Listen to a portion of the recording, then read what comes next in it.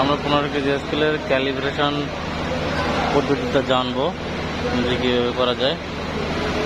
যদি একটা লোড সেলের সমস্যা ছিল, একদম পারফেক্ট আছে, সেই ক্ষেত্রে আমরা একটু কোডটা একটু জানি। নতুন স্কেলের কোড 2 অন করি আর কি স্কেলটা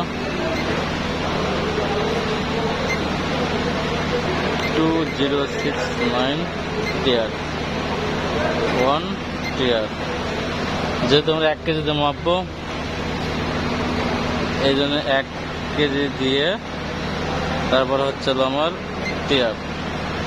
যেহেতু 1 কেজি সেজন্য 1000 টিয়ার। 15 কেজি স্কেল, এই জন্য 15,000 লেখা আছে। ঠিক আছে, ওকে। টিয়ার 1 গ্রাম ডিভিশন, সেক্ষেত্রে ওকে, ঠিক আছে। টিয়ার আমরা এখন 1 কেজি, ওকে, ডান। 1 কেজি উঠায় আবার দেবো, 1 কেজি আছে, দেখছেন? ওকে, আসসালামু আলাইকুম। 1180।